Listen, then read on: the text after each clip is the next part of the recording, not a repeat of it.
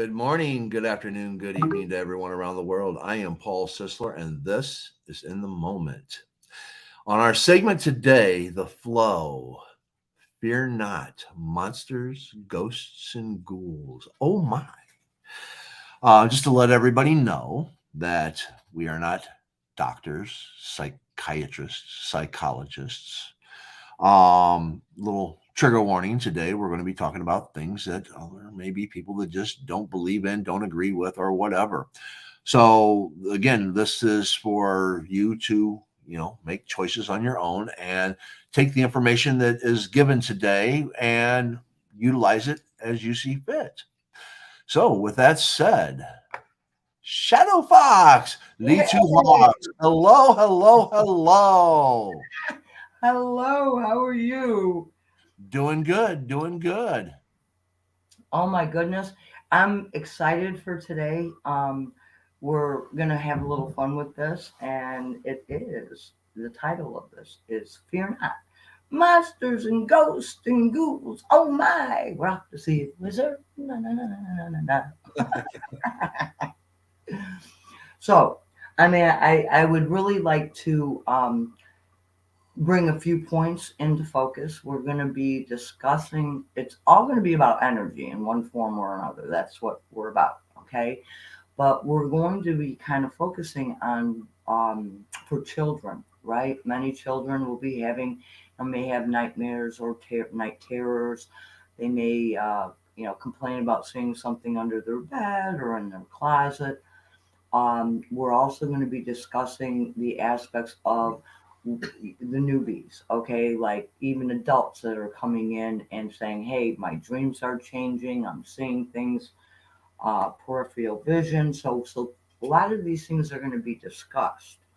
At the end, towards the end, we are going to be giving some information that can help assist navigate through this and kind of help remove some of this discord or for instance, send them on their way. And so we're going to get to that, but I would suggest if this is of interest to you, because we may have grandchildren, our own children, sisters or brothers, family members, could even be a friend that you know that could be experiencing some of this stuff.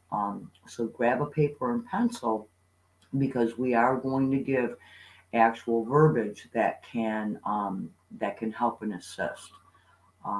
It's probably some of the more efficient and effective ways to care for this. And again, it is based upon energy and laws.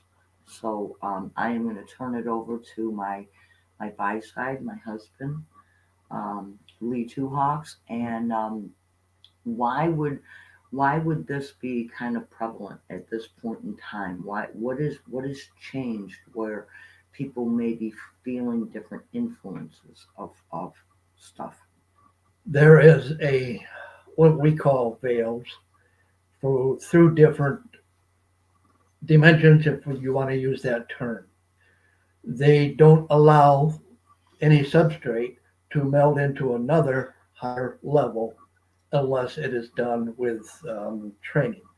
However, once we had two great wars, the very sound of those wars, the screams of human pain, the denigration of nature, actually made a tear in the veil between what we call the astral or emotional level and the physical plane of which we're on now. And in that, there are certain things at the lower levels of the astral, which are thought forms that have been generated for millennia by humankind. These are your dragons and ghouls and nasty creatures, and basically that's where they thrive. These are energized by human thought. And let's understand energy once again. Okay. Energy is neutral. It is qualified by form, by thought, by action, by deeds. And what do we mean by qualified? It's given definition. Energy becomes defined by how it is energized. And so in that we have this energy coming down from certain other places that shouldn't be coming down from because of human activity on this earth that creates such a great crisis. Keep going. Oh, Keep going. I mean, ex- let them know what's going, why, again, why this is happening, how it can affect them in their lives, like right now. there are a So, variety of reasons. Number one reason is again because of human drama and trauma, which is drawing those entities in from where they belong and need to be sent back to. And then the next thing is the fear that people carry on so prevalent around the globe. And in that fear, it creates an opening. It creates in what we call our aura substance. It creates an opening for that attachment from that negative energy to they love it. They love getting a hold of human that's their energy. food. Yeah, Yeah, they love fear. They yeah, love discord. yeah. There can be, and so we're going to speak a little bit about this without actually breaking it down. But like when Lee was speaking about that fear, how do we give permission for them to, be around us? It is that fear. It's like, yeah, or even worse, where you actually pay attention to them and call them and say, hey, you know, who are you? What would you like? Give me a message. Oh, show me that you're here. Kind of goes along the lines where the Ghostbusters and Mm-hmm. there's there. I mean, there's a pretty big industry out there, right? Where they go in and they'll uh, the paranormal experience, so on and so forth, and they'll come in. Oh, let's videotape. Let's put all these sensors up. Let's really see if anybody's here. Let's aggravate the heck out of them. So let's just get a response, and then they aggravate everything, and then they leave. Like, hello. I mean, there's got to be some form of a responsibility, and those who are going, like perhaps going to school to check it out or buying this, and they just love that thrill of being it just means that, quite honestly, they really don't know what they're talking about. And there's quite a few of them that have very big TV shows and are going around all over the place and spending the night. And, you know, um, yeah, it's kind of like half-assed backwards, you know? It Well, really yeah, is. again, the thing of it is, especially people who have had deep dramas, deep traumas, they have virtually torn a hole in their aura, which makes an opening for and created the fear or the even huge angers does the same thing. It's an energy. Anger is an energy. Love is an energy. Hate is an energy. Yes. All these things have potency, Yes. and it's up to a person to well, I can't say that they're allowing it, but because they carry that, things happen that are beyond their control or desire. And again, it's like it's kind of like entertaining something that perhaps don't have too much information on. I would like to state this, okay, because now this episode may not necessarily be on everybody's to-do list or to read list, right? There could be people who are very skeptical or downright cynical about it, and you have every free will to do so, okay? However, when we are speaking about ghosts, what are ghosts? Um, their existence is not dependent on your belief in them. And I think that is, how many people say, oh, I don't believe in them. And, you know, it's like, yeah, well, they still exist, whether you believe in them or not or pay attention. And I would like to share the story very quickly because it was a family member had really, in a sense, tortured me for my entire life. Okay, mocked me, hindered me, like, ha ha ha, yeah, you see this or that, ha ha ha, right? Well, this family member and this family member purchased a house, and it was from a different state that I lived in, so there was not any easy access. And they're there for about 3 weeks, and stuff really starts happening in this house. They never cared to take a look or feel the energy of the area or the home. What was the atmosphere with it? I mean, you you can always go back to quite a few of those episodes beforehand about shifting energy, clearing, and stuff like that, if you'd like to know what we're specifically speaking about. So 3 o'clock in the morning, I get a call and say, "Oh my gosh, can you help?" Of all the people that they reached out to, the first person was the one whom they mocked and they shunned, and they did all this. But yet, when they're, because they didn't believe in it, it wasn't a part of their purview. It had never it had never infiltrated their lives until they were in it. And then all of a sudden they woke up and it was like, oh, absolutely not. So the first person they called was us. Um, and then it was like,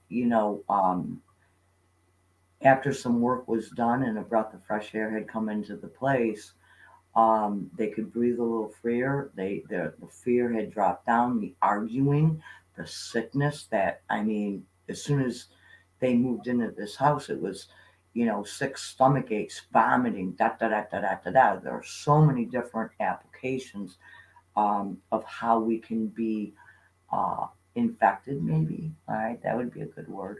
Um, and so yeah, so my husband and I really did some energy work from afar, but we got it taken care of. And they were very thankful and very grateful. So, Hand me that. oh no, that's in a minute. That's, What's in a minute? oh yeah, that's in, What that's minute is it in? when we speak on show with children. Okay. So at this point in time, I don't know if there's anybody, I don't have my glasses on, if anybody, I see there's a few people in the room, but Paul, do you have any questions that come across before we kind of really get into this? No, no, we have Barbara in here saying hello, all, and we have Eileen in here. Hi, friends. So, yep, we got a few visitors. Awesome, awesome. So would you like to, should I get into the children or would you like to go with the adults first? Well, I think one thing we should say about adults is don't put your concerns and fears on your children. And we'll get into that. You're going to talk about the children Mm-hmm. because that just creates this opening that those children should not have to bear or live in. So it is, as an adult, as a parent especially, um, it precludes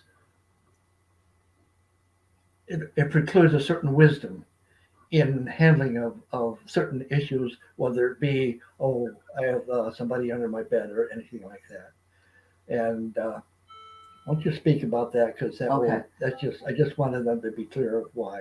Yeah, and I'd like to just go with this point, where my focus likes to be is with the children. Um, whether they have night terrors, nightmares, they're awakened and somebody's coming out of their closet, or however scary and nasty that it seems to be. When a parent comes into the room and they're trying to settle the child, um, calm them down so they can go back to sleep. And the first thing the parent does is walk into the room, looks under the bed, looks into the closet, and says, "There's nothing here." Um, think about what that message says to the child. It says, "You don't believe me. They're right there. You're standing right next to them.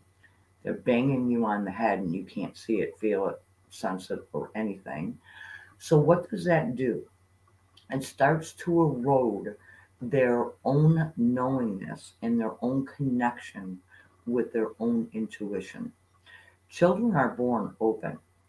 So if you're an adult and you have difficulty seeing, sensing, feeling, hearing energy in any capacity, recognizing the nuances, like a very discordant house, then you've kind of closed that off. Children have not done that, and so they do see these things, and they are can be extremely frightening and terrifying. So what does that do? That feeds these um, entities in any capacity. It feeds them. What if the child is sitting there and saying, "Hey, grandma's on sitting over here on the rocking chair," and you walk in and say, "No, there's no grandma there." Well, they're seeing it. So you're dismissing them. Number one, you're telling them that what they're seeing is invalid. Again, it's like their existence is not dependent upon your belief or your ability to see, hear, or feel them. And it really erodes away at a child's self esteem. This is probably one of the major components when we take a look. And again, we're not going into the psychology thing, we're not doctors, we're not anything, but we know energy. We know how thought patterns work with energy. So, um, what does this tell to the child? The child sits there and goes, "Well, mom and dad don't believe me, so I guess I don't believe me, so therefore it isn't there." They close the door, and then they work for the rest of their lives to try to get it to reopen. How many people step into like different healing modalities or meditations and all these other things across the board? Why? Because the majority, what it could even be from a religious perspective or a cultural perspective, all of these things can hinder. And all it is like, here's a few things you can do. What changes and shifts energy, especially for children in that room, guess what it is? Laughter and love. That will change the frequency in a room in a moment. In a moment. I mean, Lee Two Hawks, he would go in with his children, and there were monsters and ghosts and goblins, oh my, underneath the bed and everything else in any capacity. And what would you do? Well, the first thing I would do is embrace. Second of all, I would agree, and then I would voice for my child's ears, he could hear what I was doing, that you must, I may not see them, right? I may right, not see yeah, them. right, that you must go back from whence you came. You cannot be in this place. Okay, that's the whole. That's later. Okay. Okay, so when you're talking about children, working with children, when Mhm. you come into their bedroom and they're scared and Yeah. they're, Okay. you know, you can say to the child, "I'm so sorry you're afraid. You know what? Let's take a look. I may not see them, but I believe you do." Wow. Could that be a refreshing antidote? I mean, right across the board. I mean, like a simple, just a simple tweak, right? Just a simple little tweak. That's all it takes. And then sit with the child for a while, depending on their age.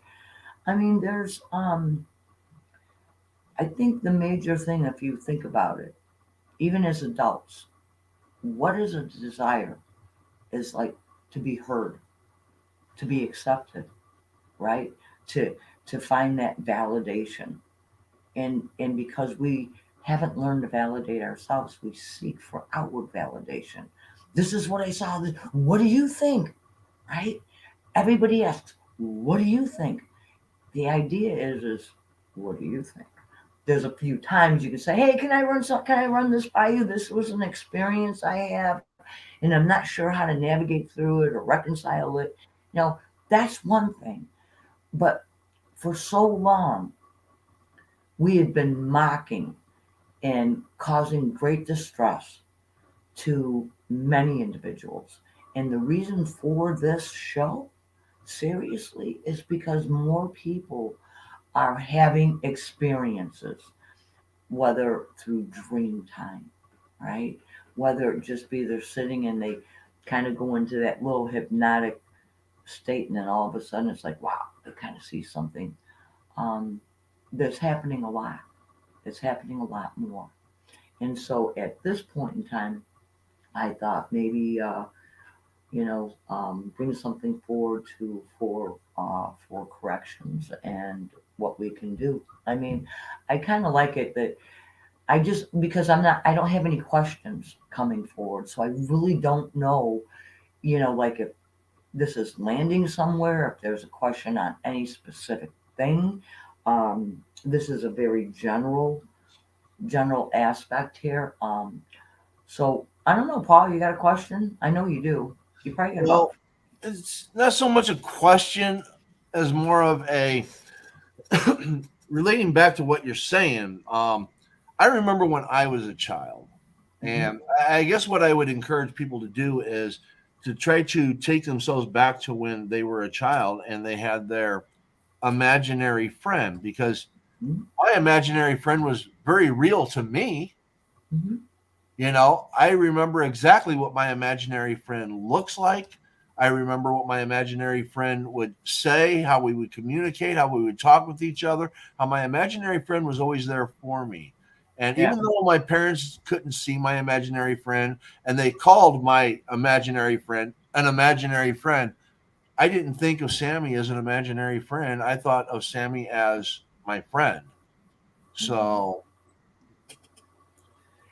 Yeah, I like to direct a comment to Diane where she says, "Get that feeling that something is there but can't see it or hear it."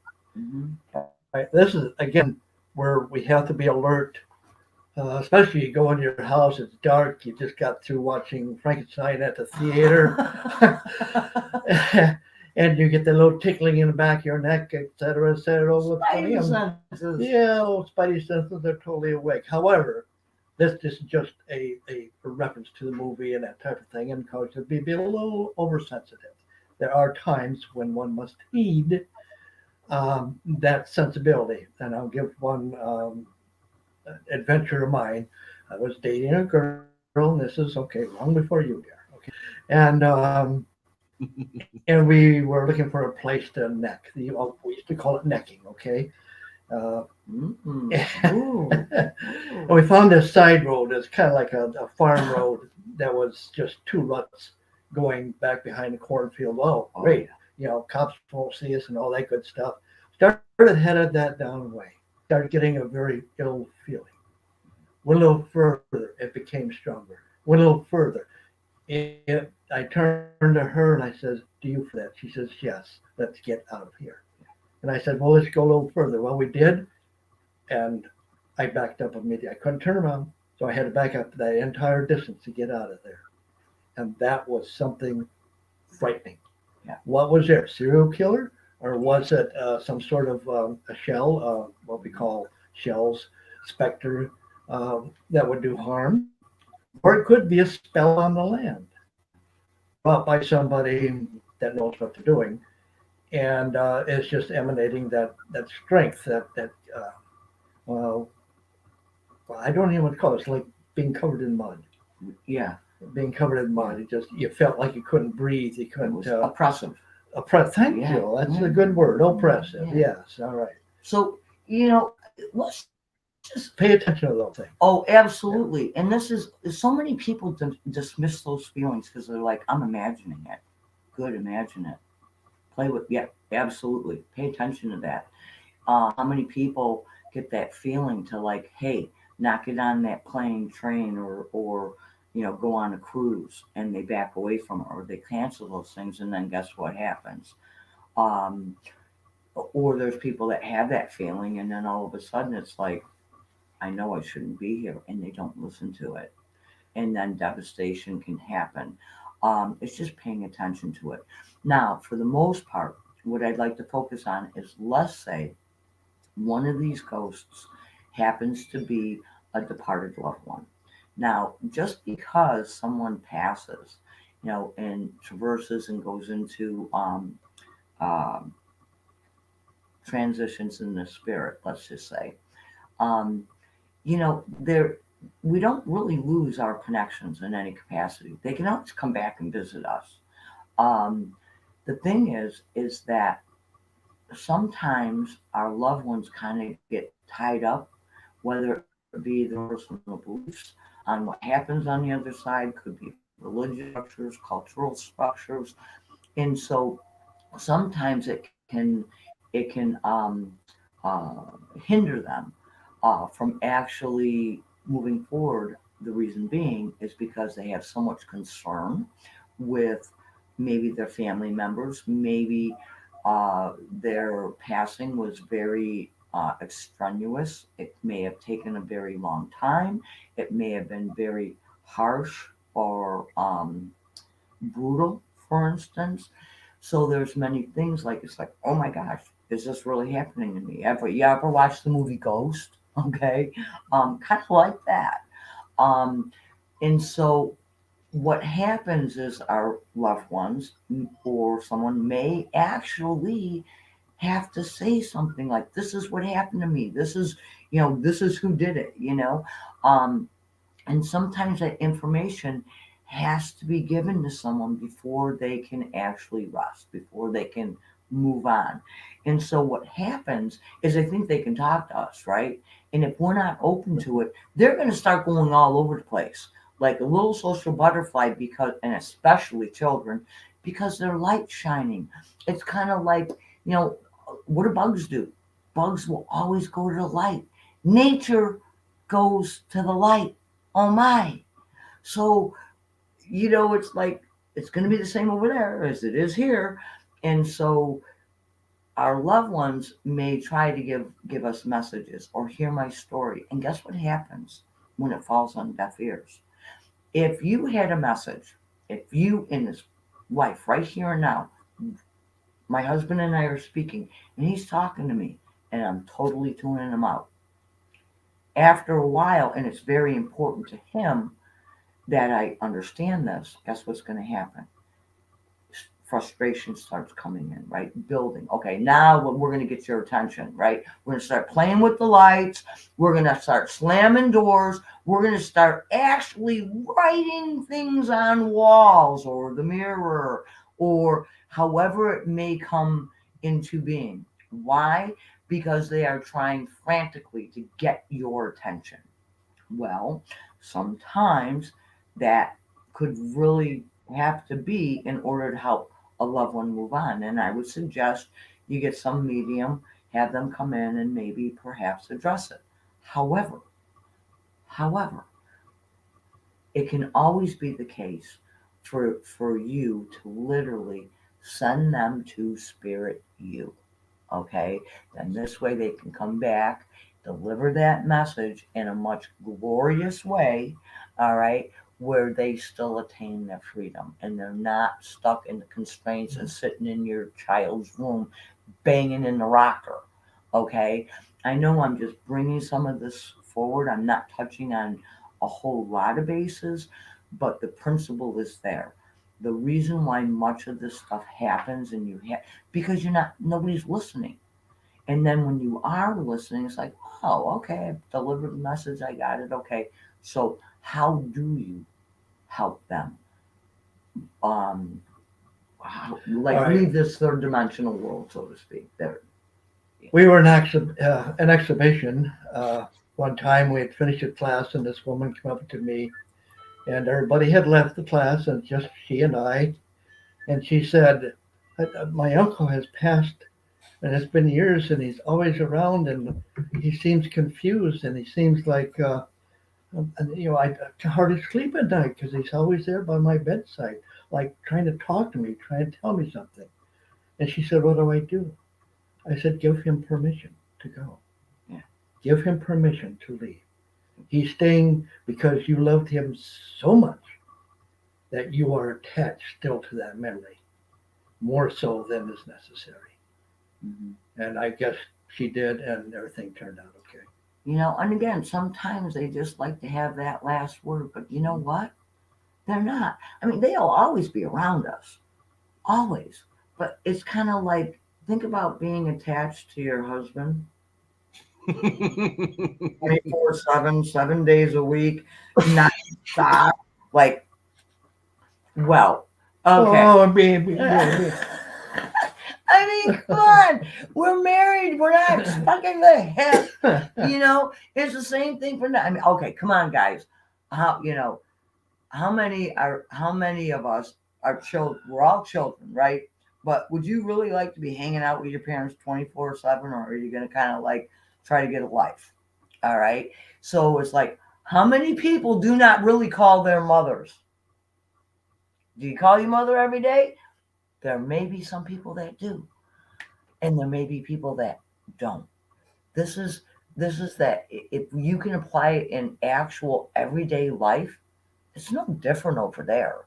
I know that, I when we got married, I didn't care for my father to be hanging out 24/7, especially when we were, like, hey, come on, Are you talking the intimacy? kind of sort of. Okay. Yeah. Yeah. Okay, so you can kind of think of it that way. They can come in, they are fully aware, your loved ones are absolutely fully aware of all the key points that are happening in your life, period. And so it's like, isn't it great to have, like, these Thanksgiving dinners, for instance, or, holidays where the families get together, you have reunions. All right, they attend.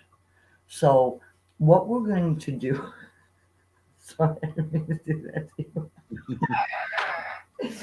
So, what I'd like to do first off, because we got about a half an hour, and I know Diana has a question about children expressing like past lives. Um, uh, like they may be in these young children may say, "Hey, you're not my mommy and you're not my daddy. I lived here. This is what I've done." And a lot of times these children are actually born with that wisdom, with that knowledge. Whether you believe in it or not is irrelevant at this point in time, or yeah, irrelevant. Yeah. Um, because just just because you don't believe in it doesn't mean it doesn't happen. And so in technicolor in a large scope, the reason why these children are usually born to these parents who are very, very cynical, skeptical, or absolutely locked down, like absolutely there's no way this is a possibility. And yet, because they love their children, and these children are having, like those night terrors, they could be experiencing seeing parts of their death, like going down in an airplane during a world war. Okay. Um, so the idea when we're looking at the large picture, the large scope, is that these children are to bring an awareness to their parents, and because the parents love their children, they'll start listening, maybe doing some research and going, "Oh my!"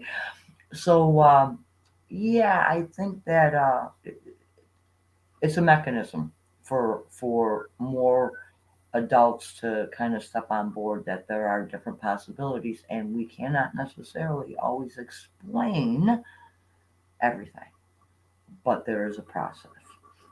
So with that, I thought I would give a little bit for if anyone would like to, we'll give it a second or a minute. If anybody would like to grab a pen and paper or make a clip note that we're at about 33 minutes in, so that you can find where this material is referenced, so that you can either a copy it, write it down, and send it to a loved one.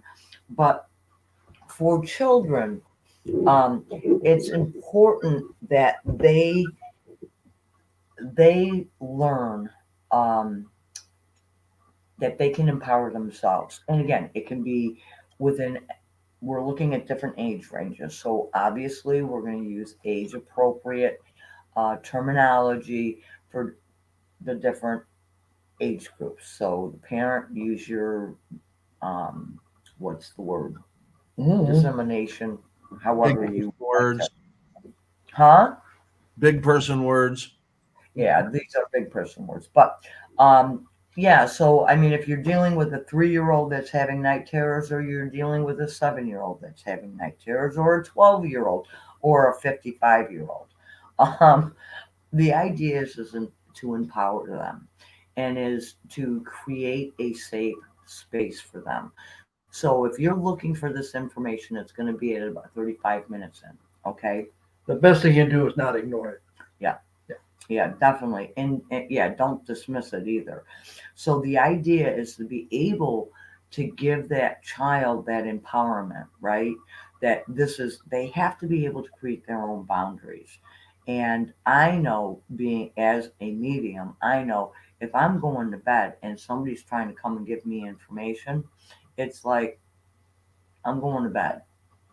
You can address me when in the morning or anything else, and then we can go through and do whatever. Hi, Cato. And believe me, that doesn't work all the time either. Yeah, Some of the stuff we've been sometimes, through, yeah. But so for the most part, what we can do is we can offer a child a power symbol, and this is really cool because children have great imaginations too, right? So depending on their age, you can suggest like a toy. It could be a rock. It could be an animal totem. It could be like an imaginary animal. It could be a dragon or a unicorn, or perhaps um, maybe call upon an angel. So again, this is for, look at, here is our, this is our power, little power animal. Okay. Now notice we match. Okay. yes. We match. This is one of the two. Be careful that it's mine. Yeah, this is his favorite. Okay, this is his favorite. And if you notice, he's the one that comes in the monster, you know, from the movie. And yeah, he's a cutie. But depending on the child's age, it would be this animal, just one. Okay, he doesn't. The child could sleep with it. You could put it on a window. You could put it in front of the closet door. You could put it under the bed. But this is the power animal, or snuggie, um, that will help assist, because this is their power animal. Okay, you can also offer, if children are a little older and don't care to be sleeping with Sully. Sully, um, you can also use crystals or rocks. Find something. It could be a rock out of the yard, something that they like. It could be a stick, even any object for that child. You put it in the window. You can put it up, sitting next to the bed. That it's the energy. Everything carries energy, and we can always intend an energy um, into it. And so with this can really be anything that the child feels comfortable with. This is when we're looking at younger children, okay? The adults that know totems, wear totems, I'm sure would understand this fully. Because that's basically, we're giving that security Dream aspect. catchers. Yeah. Oh, there is that. Yeah. I mean, you can hang, even if you were to get like a little angel thing and hang it in their window. These are, it's a process. It means you're expressing to the child that you believe them. Okay, whether you see them, feel them, sense them, or anything, the idea is that you're trying to empower and teach your child to trust their own intuition. Okay, um, also, if a child's a little older, it depends. There could be some meditation techniques. You can always reach out to, do some research online for children for meditation. Again, it's for them to learn to gain control. Okay, and I'm using that word loosely, of their own energy, their own thought processes, fear, like reducing fear. Okay, so in here, I'm going to give you some words. It's like a mantra, for instance, and it is in order to create a sacred space. Their bedroom should be a sacred space where nothing but no one can come in and cause pain, discord, fear. So nothing to do with entering dream time or anything like that. So we're removing all of those permissions, but we're going to give the words so that a child can speak it. And this, again, this gives them that power. So, for instance, in order to create a sacred room, now maybe you're going through and you're saying prayers with your child, right? If that's the case, then you can include, you can state out loud, and you can state this with them, you know, uh, for to leave me alone. period. Okay, I'm too young to help you. Go find somebody else. These are things that you can incorporate within the prayer or a mantra. Okay, you cannot jump me. Again, we mentioned they like those who carry the light. And so, yeah, there's a lot of things that can happen. So we're eliminating any possibilities, and that you cannot enter my thoughts or my dreams. Plain and simple. Every single one of those removes permissions. Again, age appropriate. Okay, we're removing permissions from being um, influenced, creating fear or discord. Remember, a bedroom or a place where a child is sleeping should feel safe. And usually, when they're not feeling safe, and we can help empower them that they can create this and you can hold that energy. So, this is a sacred space. Yeah, the adult could help that child to do this, to say whatever mantra. Like I always use, I am the jewel in the lotus, or Om Mani Padme Hum. Say it confidently, say it loudly, say it comfortably. Yes. And then if they're going to go a little meekly in a little tiny voice and say this or that, will it work? Very not. Very likely not. They'll get used to it. That's what I'm saying. A parent should help them have the Yes. confidence. Yes. And so, in doing this or bringing this forward in your evening prayers or when you're coming in or at bath time, right? Um, if you were to start to say these things, it becomes that part of your repertoire. Okay. It's a little tool in your tool chest. And these will help empower a child. It helps draw and define boundaries. You are not welcome here, period. I don't care if it's grandma. Right now, I am too little. I cannot help you. Goodbye. Okay. This helps create that sacred space, and and this is their own space. And so, again, this is a form of empowerment. So that is something that can be utilized with for children. Okay. Now, here's what we can do for our own home. And again, if you're having a child that's having an issue with this, well, then I would suggest that you do this through the whole home. Okay. So this also lends and helps assist your child. Um, so this is what both Lee Two Hawks and I do. This is part of what we say when we're, smudging or cleansing a home. Um, and again, we're going to be looking at this from even a quantum aspect, a dimensional aspect. Because number one, we got remove permissions, and we say, "Oh no, I never gave permission." Yeah, well, neither did my family member, but the people that lived there before did, and so he walked into muck and mire, plain and simple. Again, permissions can be not necessarily conscious, like saying, "Oh yeah, come on, let's go." They can be simply because of fear, plain and simple. That's food. So while smudging or clearing or blessing, um, I remove any and all permissions from past, present, and future. Wham bam, you got everything covered. Um, in all time frames and all dimensions. I'll read that again. I remove any and all permissions from past, present, and future in all time frames and dimensions. Wow. That's probably one of the most powerful sentences you're going to find. Nothing but love, light, and our highest and best may enter or remain here. I'll say it again. Nothing but love, light, and our highest and best may enter or remain here. And that's at 44 minutes in. After smudging or cleansing, whether you're doing it with sage or Palo Santo or just working energy, um, I bless, I sanctify, and I seal this space, house, room, objects.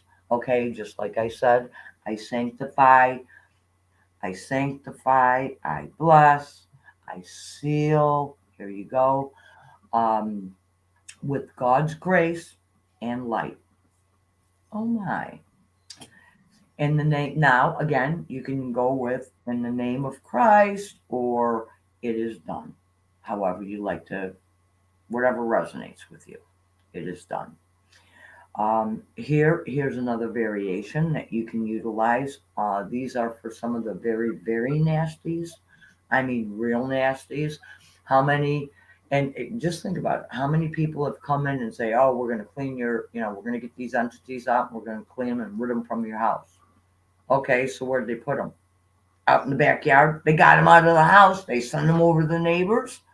I mean, what did they do with them? All the nasties. Many people have done that and sent them hightailing out of the house. So if you think about some, like for instance, if you had an unruly house guest, were you going to kick them out on the doorstep and they're going to sit there and remain? Or are you going to, like remove them from your house and make sure they don't come back, right? Or cause harm to anyone else. All right. So here, this is what I say, because sometimes we can't make that distinction of super nasties, or if it's just really, Uncle Sam that's been a really nasty guy and just likes to kind of keep triggering everybody and carrying that nasty, angry. So this is what we say: I bind you with the golden light. You can cause no more harm. I now send you on for your own evolution. I call upon the ascended masters to carry you. It is done. I will repeat that. I bind you with the golden light. You can cause no more harm. Hmm. I now send you on for your own evolution. This is like kicking him outside. What are you going to do? Hanging out back? Ah, we got that covered. For your own evolution. You must move on for your own evolution, whether it be going into the light, whether it be going to spirit you, however you'd like to think about it. I call upon the ascended masters, angels, light work, light beings over there, however you'd like to think of it, to carry you. They will literally escort you off our property. Consider them the police department. Okay. I call upon angels, ascended masters to carry you. It is done. So there you go. You have that information. Any and all discard have no power. That's a very, very powerful statement.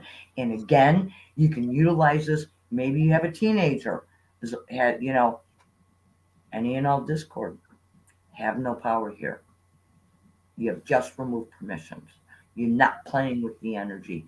You're not playing with the discord. It's creating a safe sanctuary, a sacred place for you. These are probably some of the most powerful um, statements that we can make. Okay, moving them on for their own evolution, not just throwing them outside.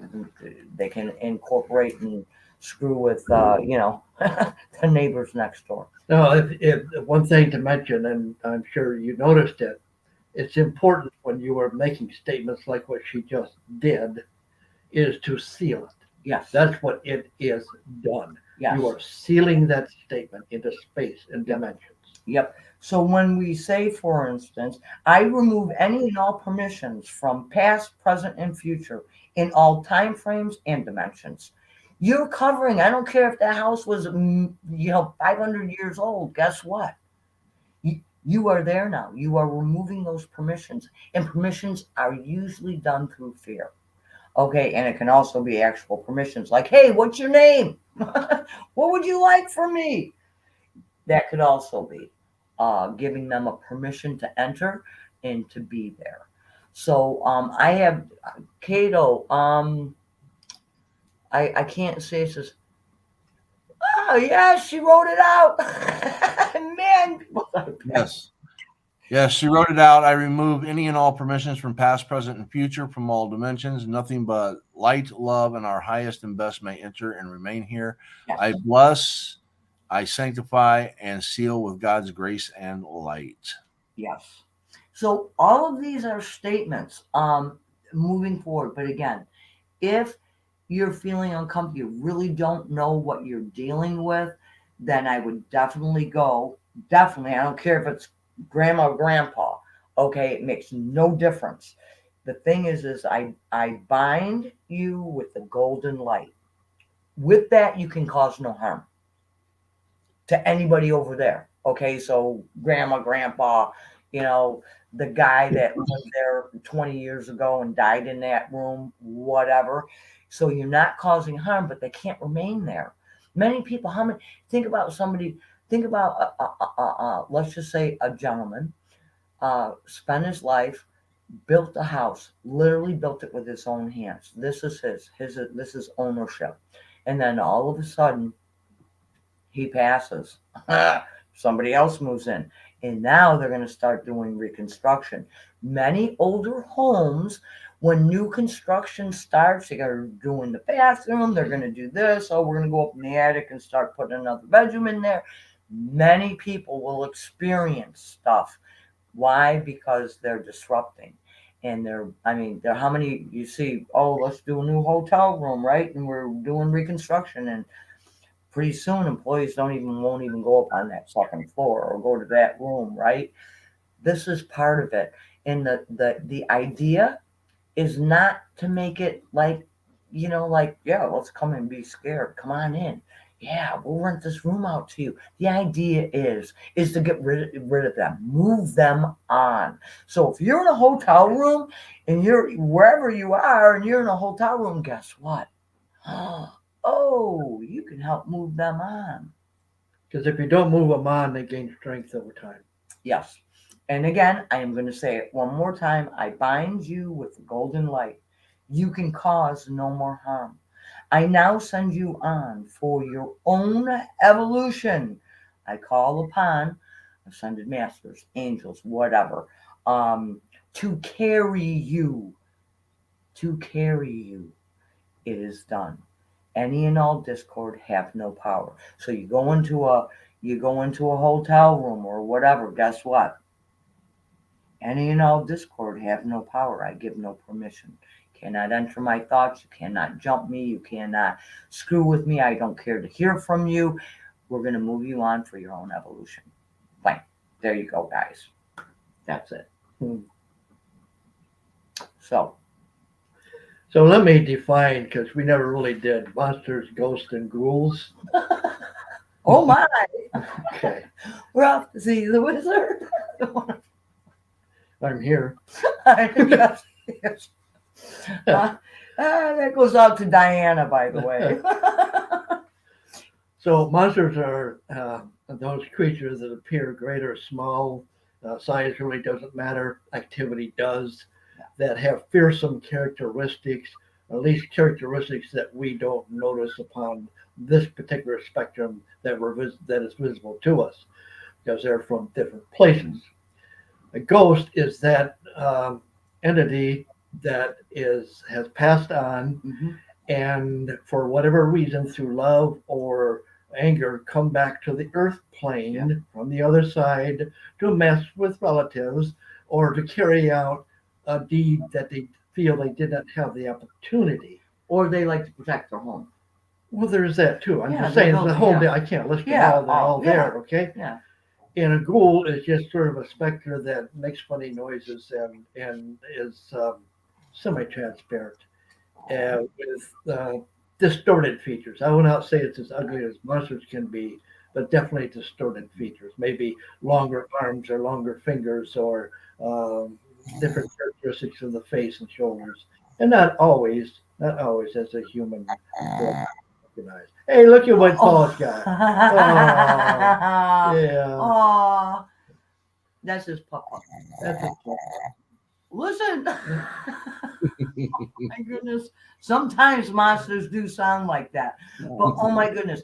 It's like I see Kato's in here and I'm just, oh my goodness. Oh, thank you, Kay. I love you. I hope you come into our space today. We Diana Bishop has created a space. It is called Journey Within Today. She and I are both co-creators of this, and we have it on Wednesdays and Saturdays at 3:30. And so she's going to be opening that up, and I hope you guys come in. And again, this information is here. Whether we're not asking anybody to believe or anything like that. It just you have the information available.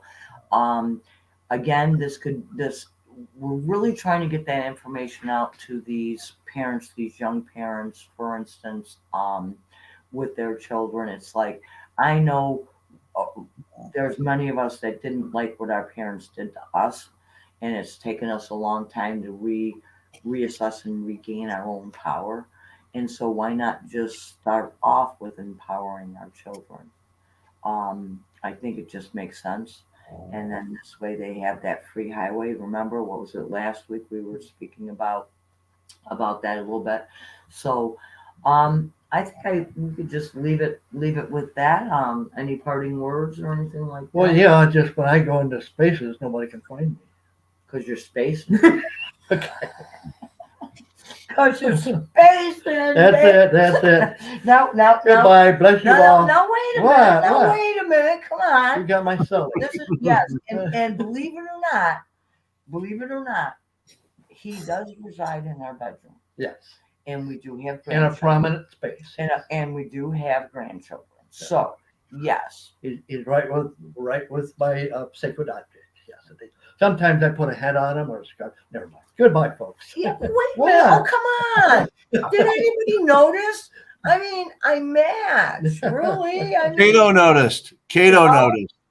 who noticed? Cato. I Cato. knew it. I count on Cato. Yeah. See, but truly, so Sully, okay, has definitely been empowered to lend assistance and let's just say protection for our grandbabies because our grandbabies will still have dreams, right? See, in the movie, Sully did no harm.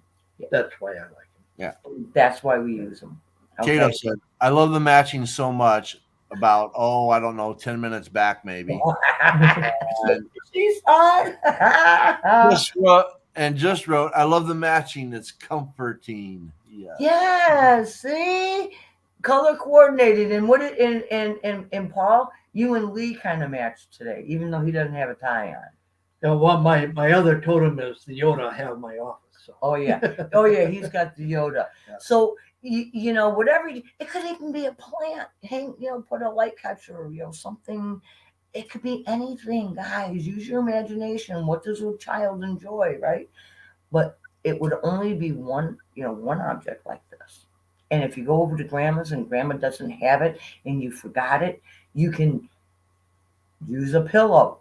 The pillow that's sitting on, grandma's couch or something. It makes no difference. Whatever can give that child that safety net. And the idea is to teach that child those empowering sentences. I'm sorry you can't be here. You cannot enter my space. And you're not welcome. Sorry. I have two I'm too grandchildren. young. I have two grandchildren, and the only thing they desire are crystals. That was what they asked for. Nothing soft and fuzzy, nothing Yep. cuddly. Yep. But crystals. Yep. It could be even some little like a ceramic something, where you can place it where it's prominent, whether it's next to the bed or next to the window, for instance. Because you could, oh man, he used to have horrible experiences with creatures trying to come in the window for him. Yeah. Terrifying, and they are terrifying, and they can be very, very real. So this is why we did that show. And anyone who possibly has never had an experience before, and now you may be starting, now you have some information and you have some tools.